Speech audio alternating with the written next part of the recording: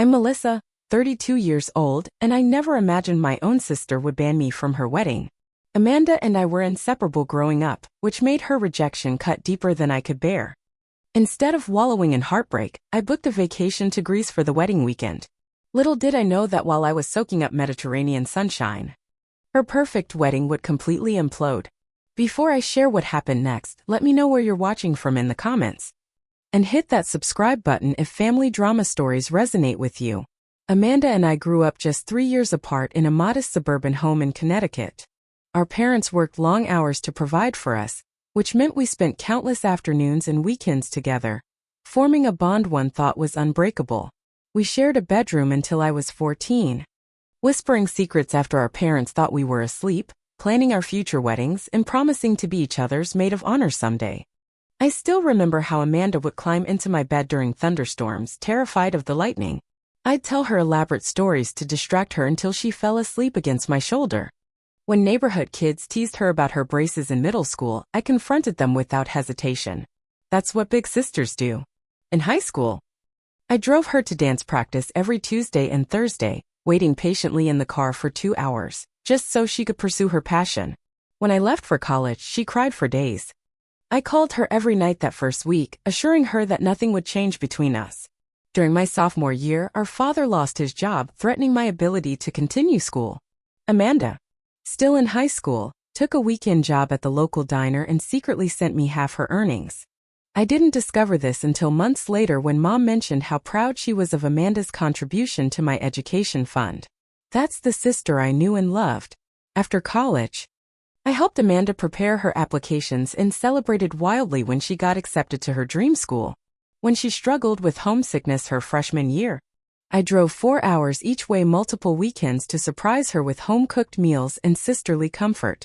We supported each other through heartbreaks, job interviews, and the messy transition to adulthood. When I went through a devastating breakup at 27, Amanda took a week off work to help me move and rebuild my life. We painted my new apartment together, laughing as we splattered more paint on ourselves than the walls.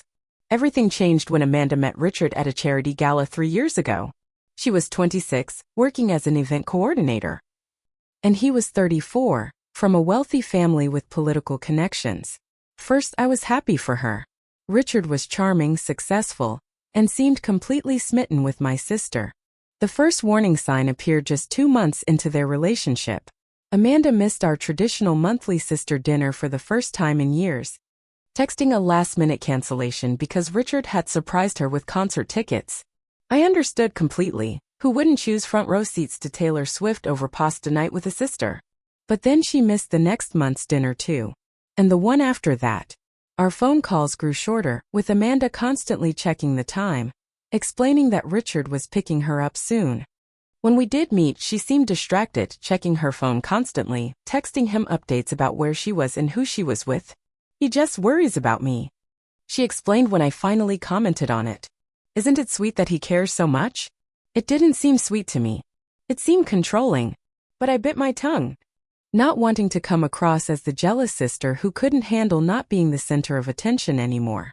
The Amanda I'd known my whole life, independent, funny, thoughtful, began to fade away.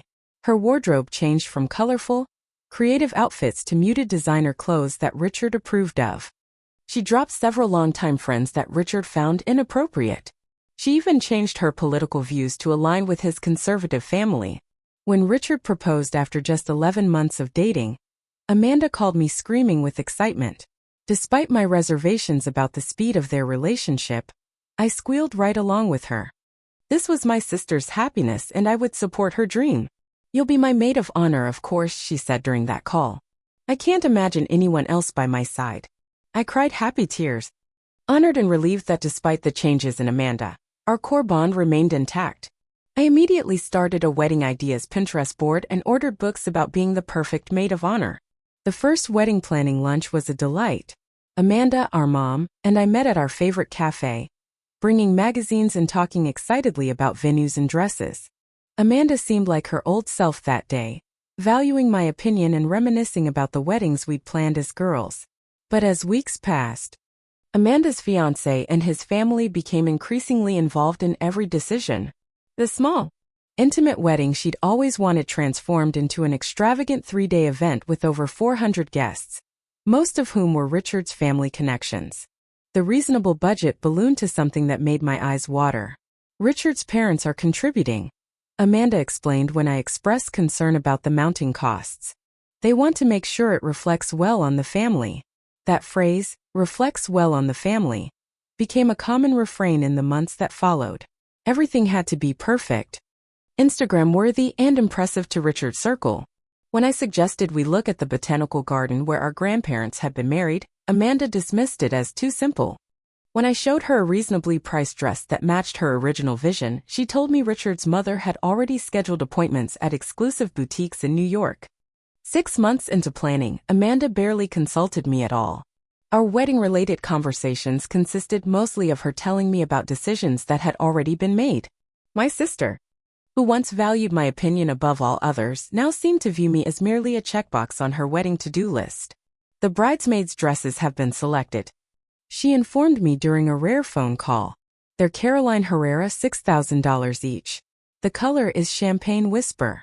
Richard's family is covering the costs for everyone. I nearly choked. $6,000 for a dress I'll wear once? Amanda, that's excessive. Can't we find something more reasonable? Her tone turned cold. This isn't about what's reasonable. It's about what's appropriate for the caliber of wedding we're having. The sister who once sent me her diner tips was now casually discussing spending my monthly salary on a single dress without blinking. I hardly recognized her anymore. 3 months before the wedding, Amanda invited me to Sunday brunch to discuss final wedding party details. I arrived at the upscale restaurant feeling optimistic that this might be a chance to reconnect with my sister and recapture some of the initial wedding excitement. Amanda was already seated at a corner table, looking flawless in a designer outfit, her engagement ring catching the light as she waved me over. We ordered mimosas and made small talk about the weather and her honeymoon plans. After our first drinks arrived, Amanda cleared her throat. So, about the wedding party arrangements. There's been a change. My stomach tightened. What kind of change? Richard and I have been talking with his family, and we feel it makes more sense for his sister Patricia to be my maid of honor. She's had experience with high-profile events, and since most guests will be from Richard's side. Her voice trailed off. The restaurant noise faded to a dull roar in my ears. I struggled to maintain my composure as the implications sank in. The promise we'd made as children, reiterated countless times throughout our lives, casually discarded.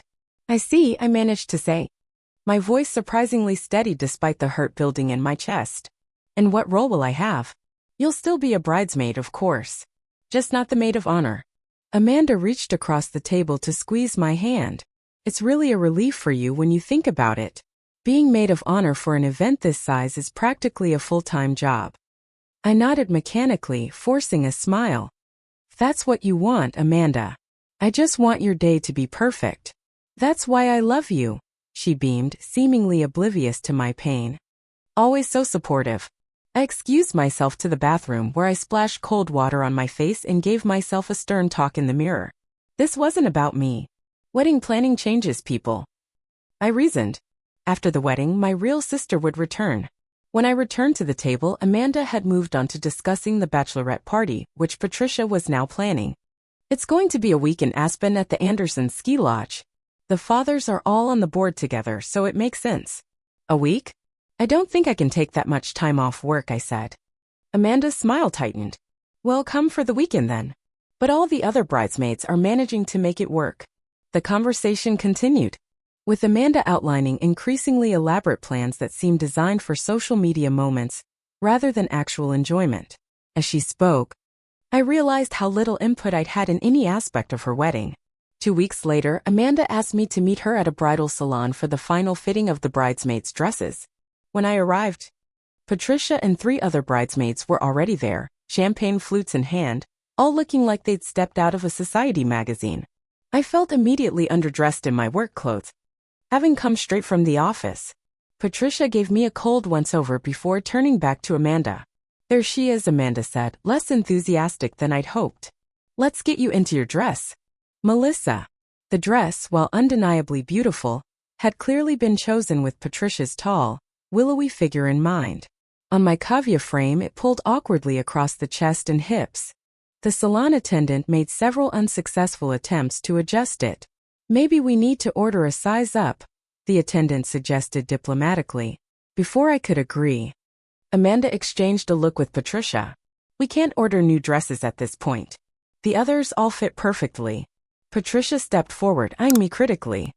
Have you been following the pre-wedding nutrition and fitness plan I sent to all the bridesmaids? What plan? I asked, genuinely confused. Another uncomfortable glance between Amanda and Patricia. I emailed it months ago, Patricia said. Everyone else has been following it. I never received anything, I said, looking to Amanda for support. Instead of defending me, my sister sighed. I reminded you about it twice, Melissa. The wedding is being photographed for Modern Bride. And Richard's family has an image to maintain. Heat rose to my face. An image to maintain? Amanda, I'm your sister, not a prop for a magazine spread. Don't be dramatic, she replied. We're just asking you to make an effort. An effort? My voice rose despite my attempt to stay calm. I've been trying to support you through this entire process while you've systematically excluded me from every meaningful aspect of your wedding. The salon went silent. The other bridesmaids suddenly became intensely interested in their phones. Amanda pulled me into a side room, her face flushed with anger. Why are you trying to ruin this for me? Is it because you're still single? Are you jealous that I found someone before you did? Her words hit like a physical blow. Jealous? Amanda, I've spent the last year trying to be happy for you, while watching you transform into someone I barely recognize. Richard and his family have completely changed you. They've helped me grow. She shot back. They've shown me what real success looks like. Maybe if you made more effort with your appearance and career, you'd understand.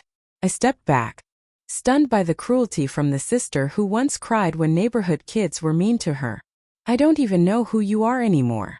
Well, I know exactly who you are, she said coldly. You're the sister who can't stand that I'm finally doing better than her. You've always needed to be the successful one, the smart one, the one everyone admires. You can't handle that it's my turn to shine. That's not true, I whispered, tears forming despite my best efforts. Look at you now, Amanda continued, gesturing to my work clothes. You show up to an important fitting straight from work, unprepared, making everything about your feelings. This wedding isn't about you, Melissa. It's about me and Richard and the life we're building. I took a deep breath. You're right about one thing. This wedding isn't about me. It's not even about you anymore. It's about impressing Richard's family and getting your photos in a magazine. Amanda's eyes narrowed. If that's how you feel, maybe you shouldn't be in the wedding at all. The silence that followed was deafening. Are you serious? I finally asked. Yes, she said firmly. I think it's best if you don't participate. I can't have this kind of negativity around me on my special day. Amanda, I said, my voice breaking, I'm your sister. And Patricia has been more of a sister to me during this process than you have, she replied. The invitation to attend as a guest still stands. But I think we both know it would be uncomfortable for everyone. Just like that, I was banned from my sister's wedding. Not just demoted from maid of honor, but completely removed from the bridal party and effectively uninvited. I left the salon in a daze, ignoring the pitying looks from the other bridesmaids. In my car, I finally allowed myself to break down, sobbing until I could barely breathe. The sister I protected, supported, and loved unconditionally for 29 years had just cut me out of one of the most important days of her life. When our parents found out, they were horrified. They called an emergency family dinner, attempting to mediate between us. But Amanda arrived with Richard, presenting a united front. Melissa has been unsupportive of our relationship from the beginning, Amanda told our stunned parents. She's been critical of every decision we've made about the wedding. That's not true. I protested. I've been trying to support you while watching you change into someone you're not. See? Amanda gestured triumphantly. She doesn't respect my choices or my relationship. Our parents looked between us helplessly. Girls, you've always been so close, Mom said tearfully. Surely we can work this out? There's nothing to work out, Amanda said firmly. Melissa has made her feelings clear and I've made my decision. Dad turned to me with pleading eyes. Melissa, maybe if you apologized. I couldn't believe my ears. Apologize? For what? For caring about her? For wanting her to remember who she really is? In the end, our parents didn't take a strong stance either way. They were caught in the middle, unwilling to risk their relationship with either daughter. Their passive approach felt like another betrayal. That night, alone in my apartment, I scrolled through old photos of Amanda and me, wondering how we'd arrived at this point. The pain was so intense it felt physical, a constant ache in my chest that made it hard to breathe. I'd lost not only my role in her wedding but my sister herself. For a week after being banned from the wedding, I moved through life in a fog of hurt and disbelief. I called in sick to work for 2 days, unable to focus on anything beyond the gaping wound where my relationship with Amanda had been.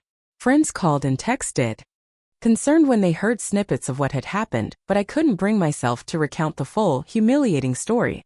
On the 8th day, my best friend Natalie showed up at my door unannounced, armed with takeout and determination. "Enough wallowing," she announced, pushing past me into the apartment. "You need to talk about this." Over cartons of Chinese food, I finally unleashed the whole awful tale. The gradual changes in Amanda, the wedding planning nightmare, the brutal final confrontation.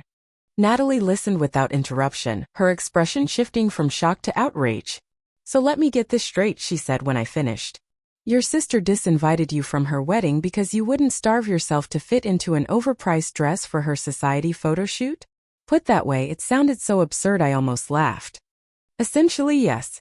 Natalie stabbed at her low mane with unnecessary force. "And your parents think you should apologize? They just want peace," I sighed. "I understand their position. They don't want to choose sides." "Not choosing is choosing," Natalie countered. "They're enabling Amanda's terrible behavior." She was right. But hearing it stated so bluntly made my chest tighten again. "I don't know what to do now," I admitted. "The wedding is in 6 weeks. Everyone will notice my absence, ask questions. It's humiliating." Natalie put down her chopsticks and looked me directly in the eyes. "What if you weren't around to be humiliated?" "What do you mean?" "I mean, what if instead of sitting home feeling miserable that weekend, you were somewhere amazing, doing something you've always wanted to do?" The idea caught me off guard. I'd been so focused on what I'd lost that I hadn't considered alternatives. "Like a trip?" I asked tentatively.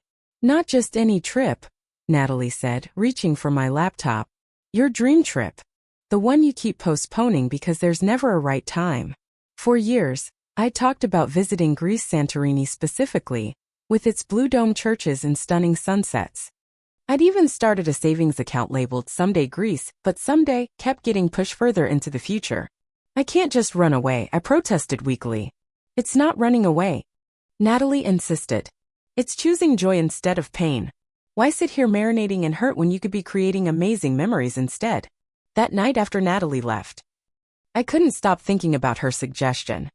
I pulled up my Someday Greece savings account and was surprised to see I'd accumulated nearly $8,000 over the years, more than enough for a proper vacation. The next morning, I requested the wedding week off from work, citing family circumstances. My boss, who had witnessed my distracted, red-eyed state all week, approved it without question. That evening, I began researching in earnest. Flights to Athens, ferry to Santorini, accommodations with caldera views. With each tab I opened, each possibility I explored, I felt something shift inside me, a spark of excitement cutting through the gloom that had enveloped me. 2 days later, I had booked everything, a 10-day trip to Greece, spanning the wedding weekend and beyond.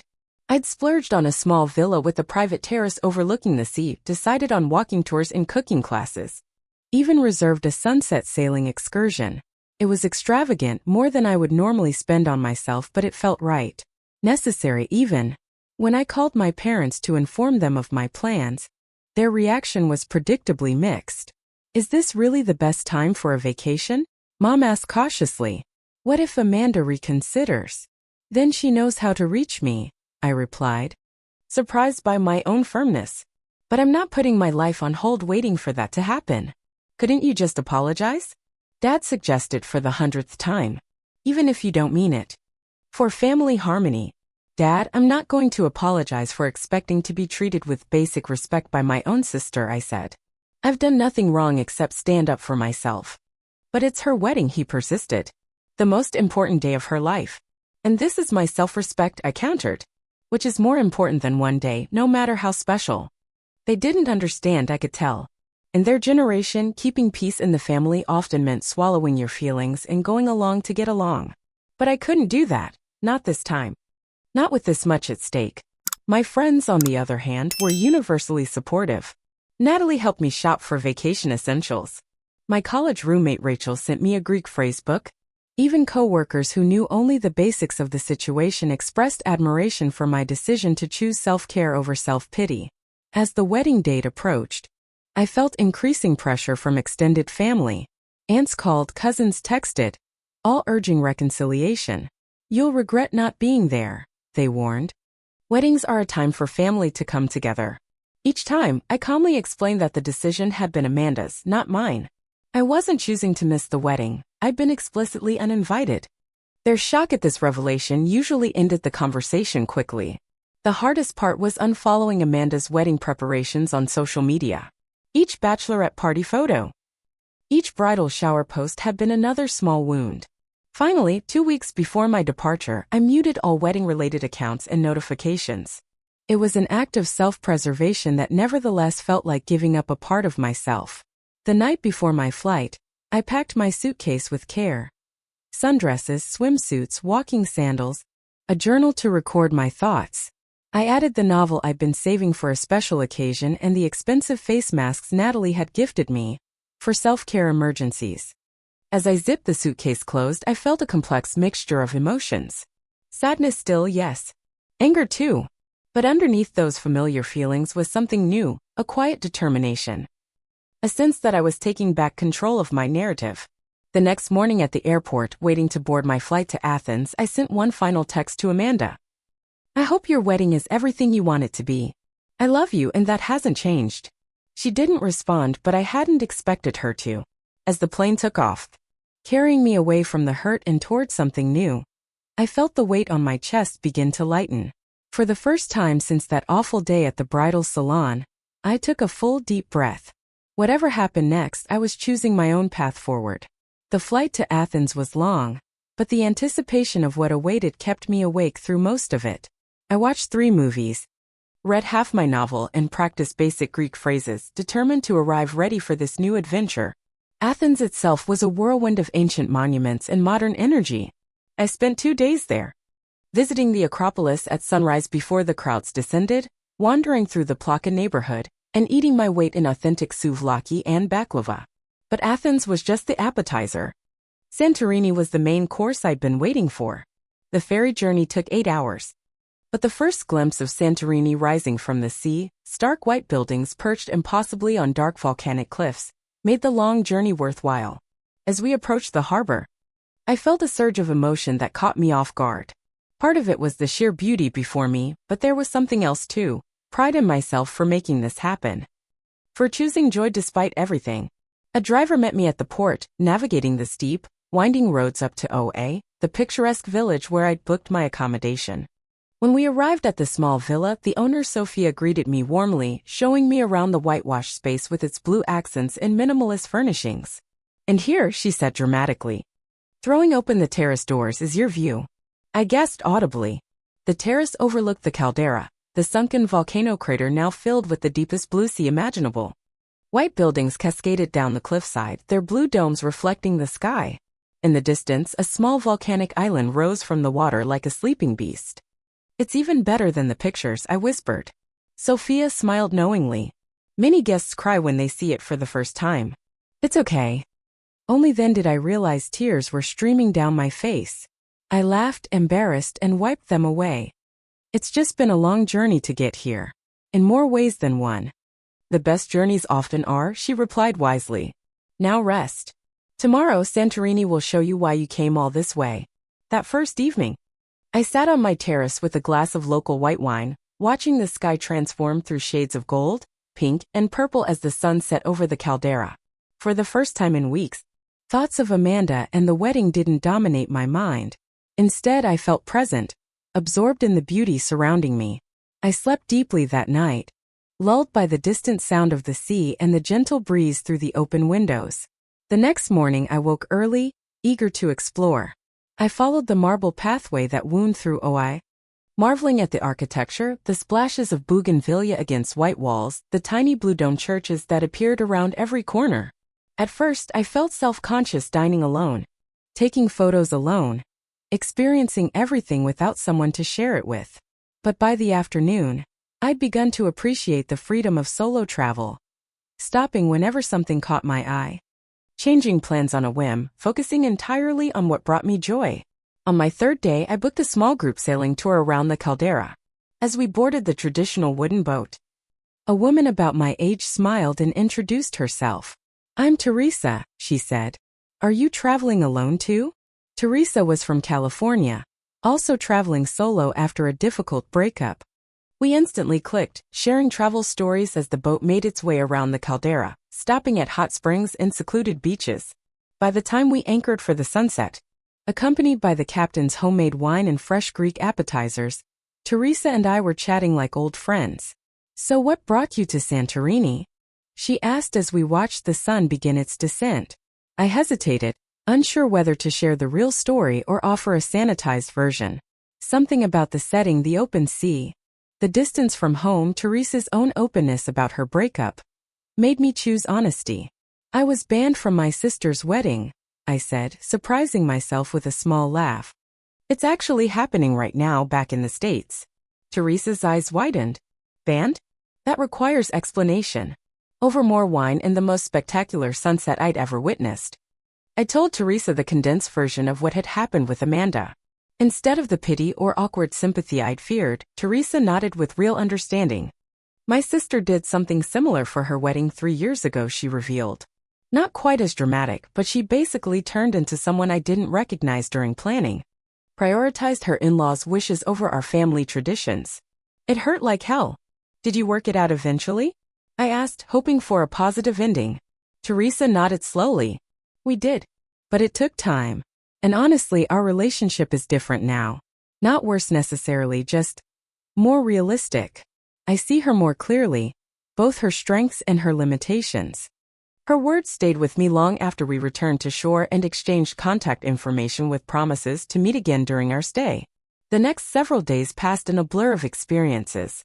I took a cooking class, learning to make authentic tzatziki and moussaka. I hiked the ancient trail from Oi to Faira, rewarding myself with gelato at the end. I visited black sand beaches and ancient ruins. Each night, I returned to my terrace to watch the sunset, sometimes with a book, sometimes just with my thoughts.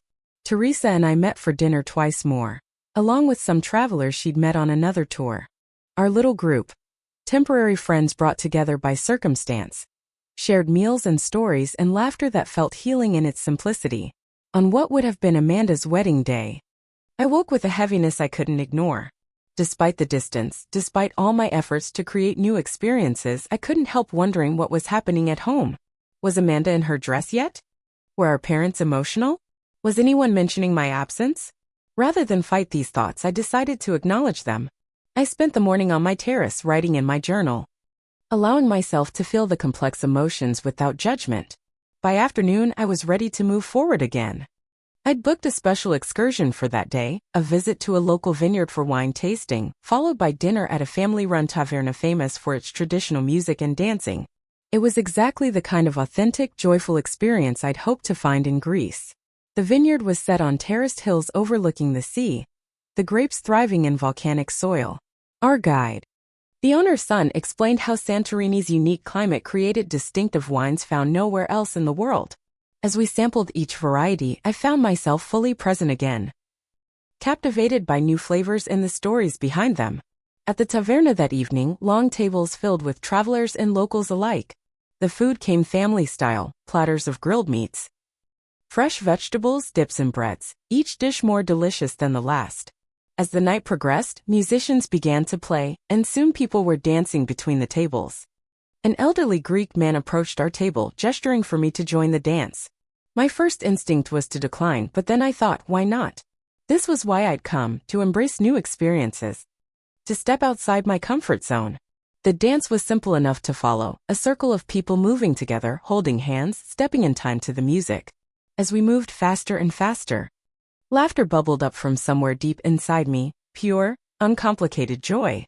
In that moment, spinning under the stars in a circle of strangers. I wasn't Melissa the rejected sister or Melissa the wedding outcast. I was just Melissa, alive and happy and exactly where I was meant to be. Later that night, back at my villa, I realized I hadn't checked my phone all day. For the first time since arriving in Greece, I'd gone a full day without thinking about what I was missing at home. Instead, I'd been fully immersed in what I was experiencing here. On impulse, I decided to maintain this digital detox for the remainder of my trip. I sent quick messages to my parents and closest friends letting them know I was safe but taking a break from communication, then turned off my notifications. The next 3 days were perhaps the most present I'd ever been in my life. Without the constant pull of messages and social media, I experienced Santorini with all my senses: the taste of fresh fish caught that morning, the sound of waves against volcanic rock, the feel of cool marble under bare feet, the scent of jasmine in the evening air. Teresa and I spent my final full day in Santorini on a secluded beach, swimming in crystal clear water and talking about everything and nothing. As the sun began to set, she raised her glass of local beer in a toast. "To choosing yourself," she said simply. "To choosing myself," I echoed, feeling the truth of those words resonate deep within me. That night, my last on the island, I reluctantly turned my phone back on, bracing myself for whatever awaited. What I found left me stunned. Sitting motionless on my terrace as the device exploded with notifications. Missed calls, voicemails, texts, all with increasing urgency. Something had happened. Something big. 15 missed calls from my mother. 23 from my father. Dozens of text messages from friends and relatives. Multiple voicemails, each sounding more frantic than the last. My hands trembled as I sorted through the digital avalanche, trying to piece together what had happened. I started with the earliest message, a text from my friend Natalie sent 3 days ago. "Call me ASAP. Wedding disaster. Richard caught cheating." My breath caught. I quickly scrolled through other messages, each revealing another piece of the shocking puzzle. From my cousin Sarah. "OMG Melissa, are you seeing this? Amanda caught Richard with one of the bridesmaids at the rehearsal dinner. Complete meltdown. Wedding called off." From my mother, "Darling, please call us. There's been a terrible situation with the wedding. Amanda needs you." From my father, "Melissa, I know you're enjoying your vacation, but there's an emergency. Richard was caught in a compromising position with Patricia." Yes, that Patricia.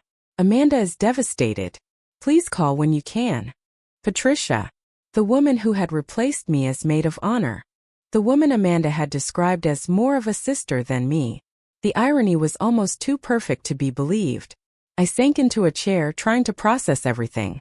After weeks of pain over being excluded from this perfect wedding, the event had imploded spectacularly without me.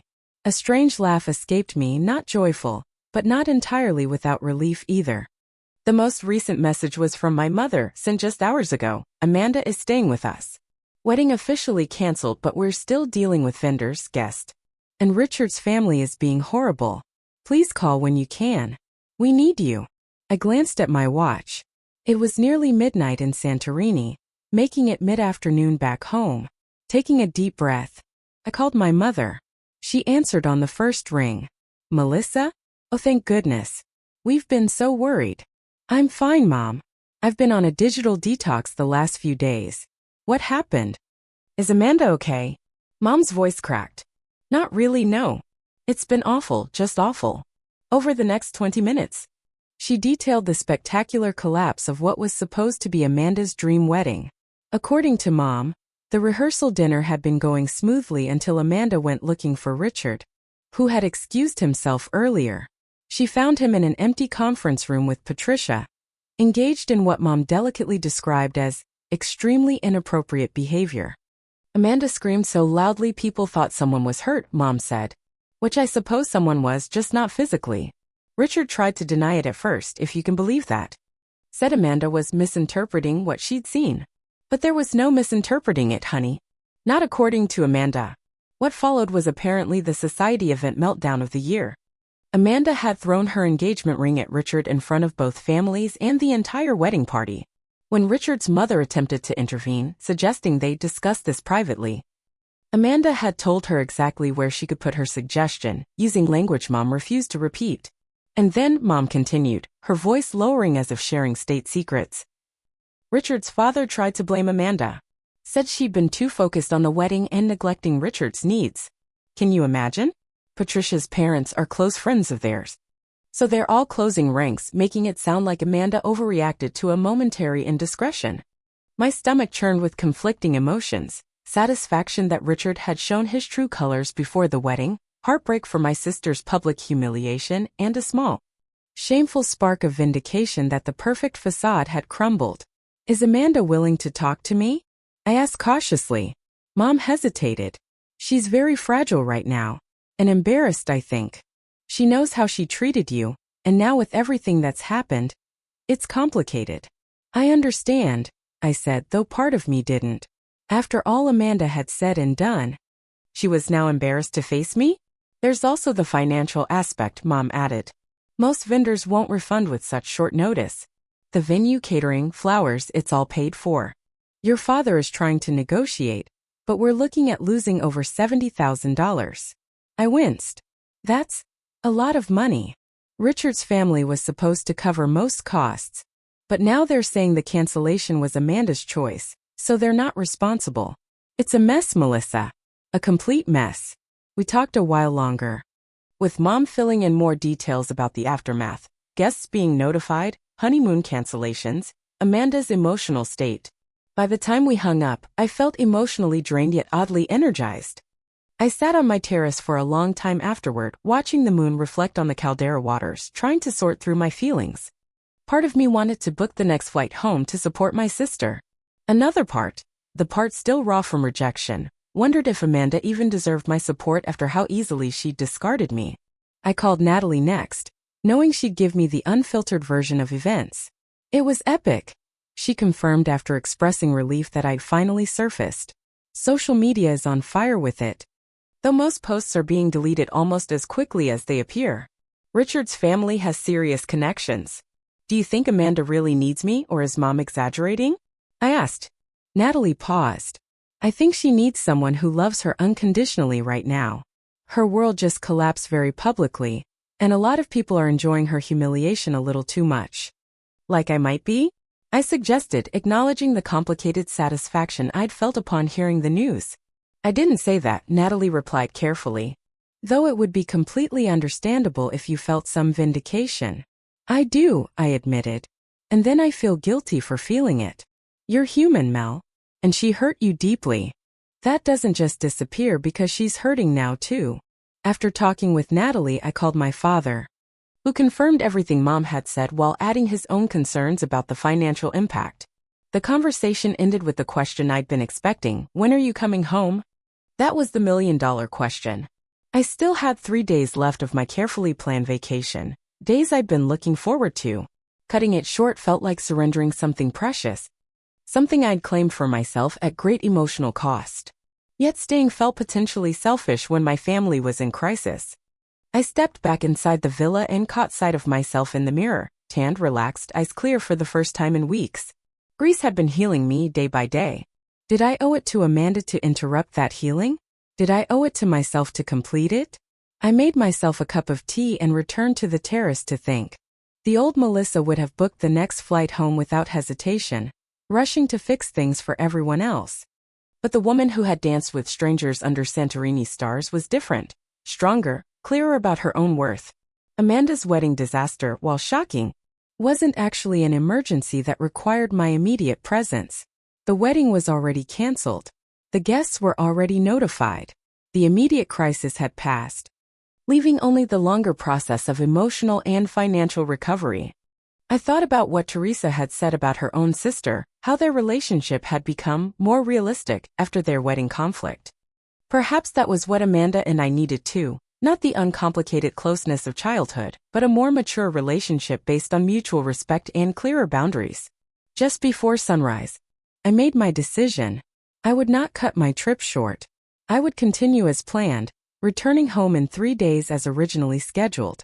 In the meantime, I would check in daily with my parents and send Amanda a message letting her know I was thinking of her, and would be there when I returned.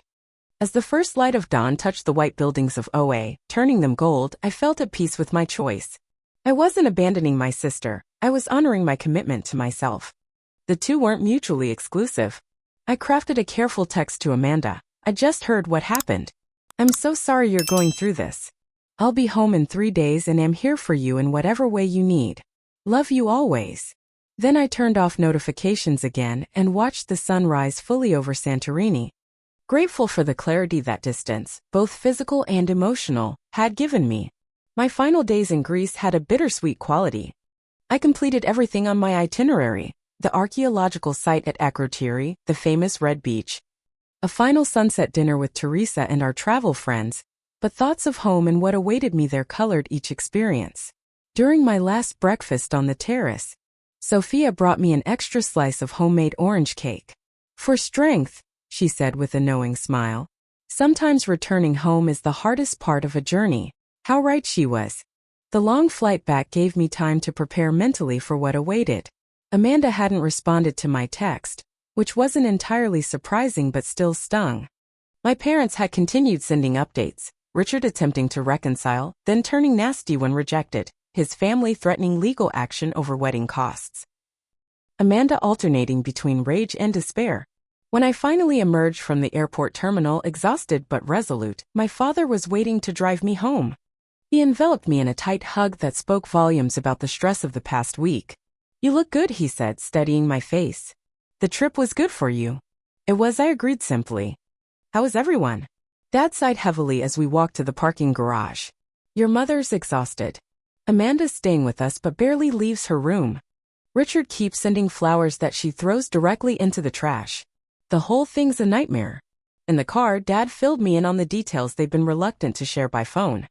Richard and Patricia had apparently been involved for months, meeting secretly while planning wedding details. Several bridesmaids had known but kept quiet out of loyalty to Patricia or fear of Richard's family. The worst part, Dad said grimly, is that Amanda's starting to think you were right about Richard all along. That she pushed away the one person who was being honest with her.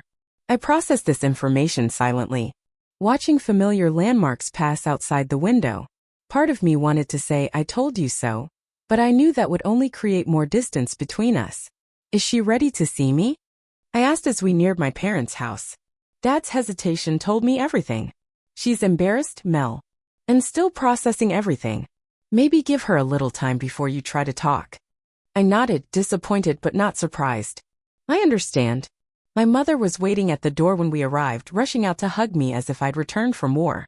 Over her shoulder, I caught a glimpse of an upstairs curtain moving, Amanda, watching but not yet ready to face me. Inside, the house bore all the signs of ongoing crisis, wedding gifts stacked for return. Legal papers spread across the dining table. My mother's stress baking evident in the abundance of cookies and muffins covering every surface. Have you eaten? Mom asked, already moving toward the kitchen. I can make you something. I'm fine, Mom. Just tired from the flight. I glanced toward the stairs. Is Amanda up there? Mom and Dad exchanged looks. Yes.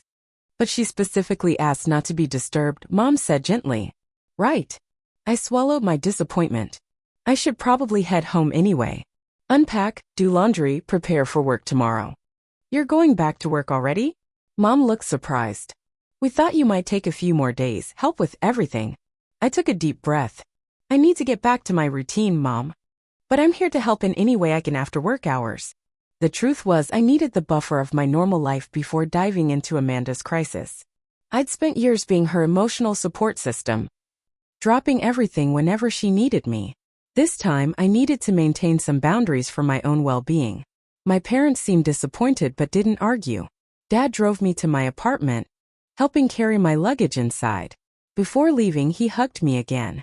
She'll come around, he said. Just give her time. The next morning, I returned to work, fielding curious questions about my trip and carefully avoiding any mention of wedding drama. My coworkers, aware of the basic situation, respected my privacy and didn't press for details.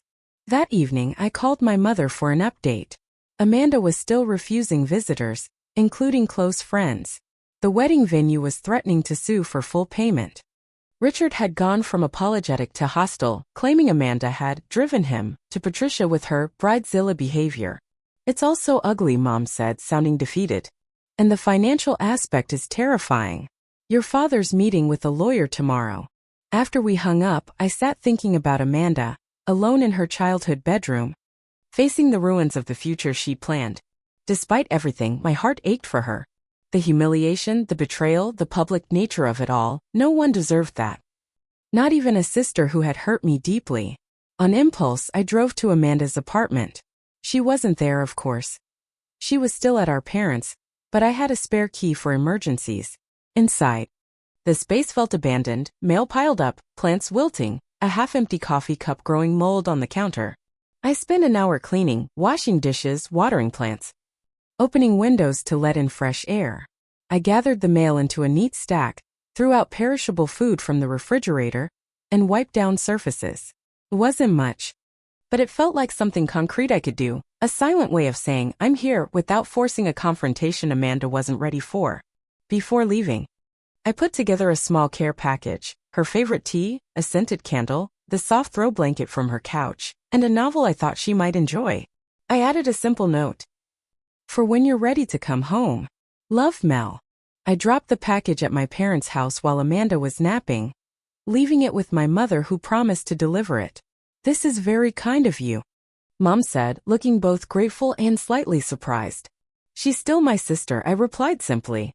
3 more days passed with no word from Amanda. I continued my routine, work, gym, dinner with Natalie one night, phone calls with Teresa who had returned to California, but remained a supportive new friend. I cleaned my apartment, sorted through vacation photos, and tried not to obsess over when or if Amanda would reach out. On the 4th day after my return, I received a text from an unknown number. It's Amanda. Got a new phone. Can we talk? Not ready to see anyone yet, but maybe a call. My heart raced as I typed back, of course. Whenever you're ready. 10 minutes later, my phone rang. I answered with a tentative hello. There was silence, then a small broken sound that took me a moment to identify as a suppressed sob. Amanda, I said gently. I'm sorry, she managed. I thought I could do this without crying. It's okay to cry, I said, my own eyes filling with tears at the pain in her voice. I don't deserve your kindness, she whispered. Not after how I treated you. I closed my eyes, feeling the weight of our shared history, the good and the bad. Let's not worry about who deserves what right now. Just talk to me. How are you really? Destroyed, she said with startling honesty. Humiliated, angry, scared about the money, terrified about seeing people who were at the rehearsal dinner, ashamed of how easily I was fooled. Take your pick. Those all sound like normal reactions to an abnormal situation, I offered. A small watery laugh. That's very therapist-like of you. I've been in therapy since the bridal salon incident. I admitted. It's been helpful. Silence again, heavier this time. I was horrible to you, Amanda finally said. Cruel and dismissive and just awful. Yes, I agreed, not sugarcoating it. You were. And now you're being nice to me anyway. Her voice cracked. Why? I considered my answer carefully. Because you're my sister. Because I know the real you is still in there somewhere under all the Richard influence. Because holding on to anger hurts me more than it hurts you. Mom said you cleaned my apartment. Left me things. It needed doing, I said simply. Melissa. She hesitated. I don't know how to fix this. Any of it. The wedding, the money, us. I've made such a mess of everything. You don't have to fix everything at once, I told her. Just take it one day at a time. We talked for nearly an hour, Amanda gradually opening up about the full extent of Richard's betrayal. The warning signs she'd ignored, the ways he'd systematically isolated her from friends and family, especially me, the person most likely to see through him. He didn't like how well you knew me. She confessed. Said you were judgmental and controlling, that you wanted to keep me from growing beyond our childhood relationship.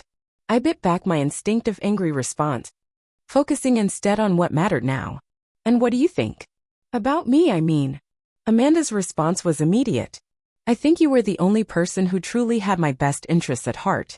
And I pushed you away for trying to protect me. It wasn't a full apology, but it was a start. An acknowledgement of truth that opened the door to healing. By the time we hung up, we'd agreed to meet in person the following weekend, giving Amanda more time to recover her emotional equilibrium. Thank you, she said just before disconnecting. For not giving up on me when I gave up on you. Never, I promised. No matter what. After the call, I sat quietly in my apartment, processing the conversation. The sister I knew, the real Amanda, was still there, buried under layers of pain and shame but fighting to emerge. Our relationship would never be the same, but perhaps it could be something new. Something stronger for having been tested. The road ahead would be long and undoubtedly bumpy. Amanda had a mountain of legal, financial, and emotional issues to navigate. I had my own healing to continue.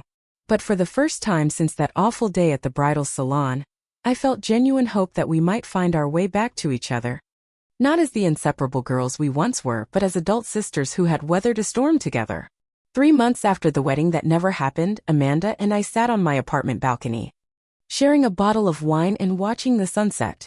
It wasn't the magnificent Santorini sunset I'd experienced, but it held its own simple beauty, especially because I was no longer experiencing it alone. I still can't believe how much has changed, Amanda said, swirling the wine in her glass thoughtfully. Sometimes it feels like I'm living someone else's life. In many ways, she was. The carefully constructed future she'd planned with Richard had disintegrated, forcing her to rebuild from scratch.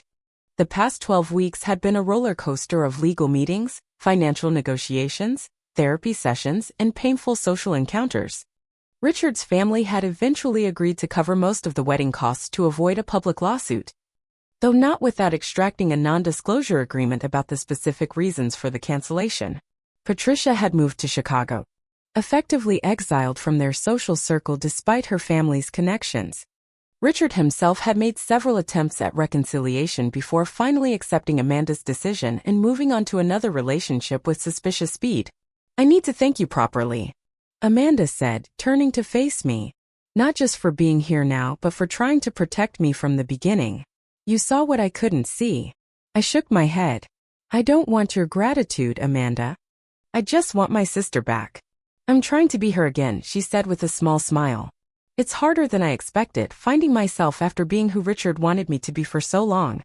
This was the most significant change in Amanda, her willingness to acknowledge how completely she'd surrendered her identity during her relationship with Richard.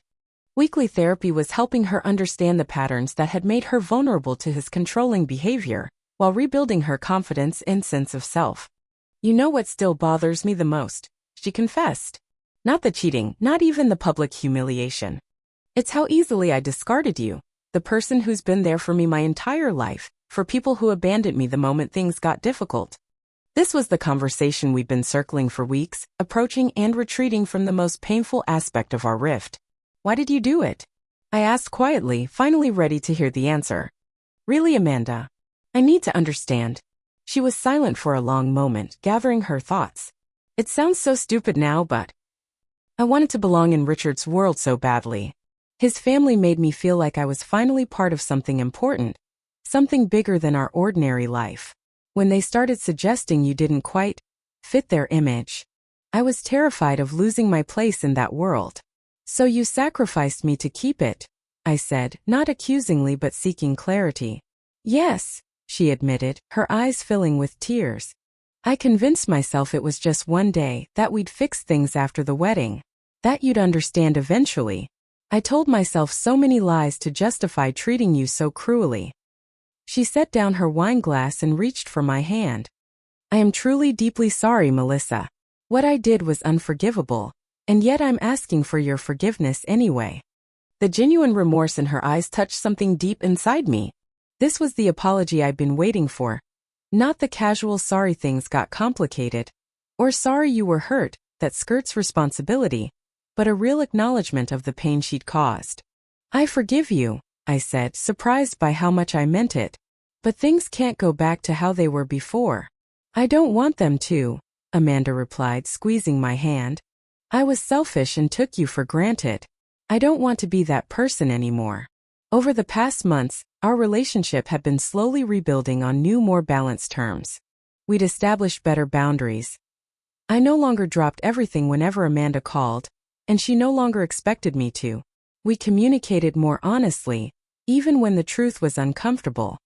Most importantly, we'd stopped pretending that families don't hurt each other, acknowledging instead that the deepest wounds often come from those closest to us. "Tell me more about Greece," Amanda said, changing the subject to lighter territory. "The pictures you showed me were incredible. I smiled, happy to share the experience that had been so transformative. It was everything I'd hoped for and more. The views, the food, the people, all of it was magical. And you made a new friend? Teresa, right? She's actually coming to visit next month, I said. You'll like her. She's been through something similar with her sister. Amanda looked intrigued. Maybe she can give me tips on how to be a better sister. You're doing fine, I assured her. One day at a time, remember?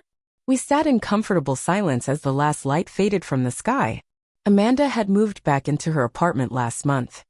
With some financial help from our parents and emotional support from me, she'd taken a new job at a smaller event planning company, away from the high society circles Richard had introduced her to.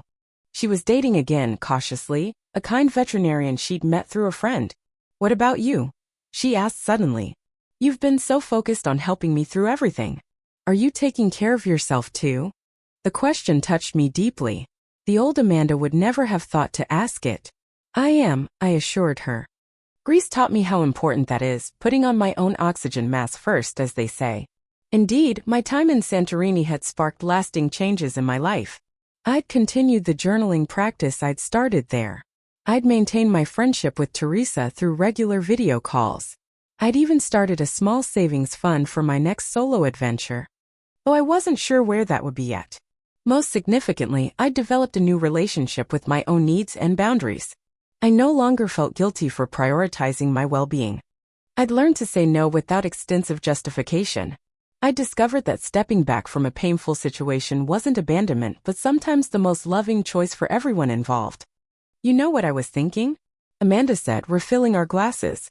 When I'm a bit more financially stable, maybe we could take a trip together. To Greece. You could show me all your favorite places. The suggestion surprised and moved me. I'd like that, I said sincerely, though it would be a very different experience. Different how? I considered how to explain. Santorini was healing for me because I was choosing joy instead of pain. I was learning to be comfortable in my own company. It was about independence and self-discovery. Amanda nodded thoughtfully. And a trip together would be about reconnection and creating new memories instead. Exactly. Both valuable. Just different. As the evening grew cooler, we moved inside, continuing our conversation over takeout dinner. Amanda shared updates about her therapy progress. I told stories about my vacation adventures, and we gently navigated around still tender topics with increasing confidence. Later, as I walked Amanda to her car, she paused before getting in. Do you think we'll ever be as close as we were when we were kids? I considered the question carefully. No, I said honestly. But I think we could be close in a different way, a more authentic way. I'd rather have a real relationship with the adult you than try to recreate what we had as children. She nodded, accepting this truth. Me too. Thank you for not giving up on me, Mel. Even when I gave you every reason to. Family is worth fighting for, I told her. But I've learned it's not worth sacrificing yourself for. The trick is finding the balance. After Amanda left, I returned to my apartment and opened the photo album from my trip. The images of blue domes, volcanic landscapes, and Mediterranean sunsets still filled me with peace. I'd gone to Greece trying to escape pain and had instead found something more valuable myself. The wedding disaster had ultimately freed both Amanda and me, her from a relationship built on manipulation and control, me from a lifetime pattern of putting others' needs before my own. Sometimes the most painful experiences lead to the most necessary growth. I thought about Teresa's words on that boat in Santorini, to choosing yourself. It wasn't selfish as I'd once feared, but essential. By choosing myself, my dignity, my worth, my happiness, I'd ultimately become better able to support Amanda when she truly needed me. The journey hadn't been easy for either of us. There were still difficult days, uncomfortable conversations, moments when old patterns threatened to resurface. But we were moving forward together, with greater wisdom and deeper understanding of ourselves and each other. Some people might call what happened to Amanda karma or poetic justice for how she treated me. But I saw it differently. It wasn't about revenge or comeuppance. It was about both of us finding our way back to authenticity after losing ourselves. Amanda to Richard's influence. Me to my need to please others at my own expense. In the end, the cancelled wedding had given us both an unexpected gift. The chance to rebuild not just our relationship with each other, but our relationships with ourselves. And that, I realized as I closed the photo album, was worth more than any perfect wedding day could ever be. Have you ever had to step back from a relationship, even temporarily, to protect your well-being? Or experienced a situation where painful events ultimately led to necessary growth? Share your experiences in the comments below. If this story resonated with you, please hit that like button and subscribe for more stories about family relationships, self-discovery, and finding strength in difficult moments. Thank you for listening to my journey, and remember, sometimes choosing yourself is the most powerful choice you can make.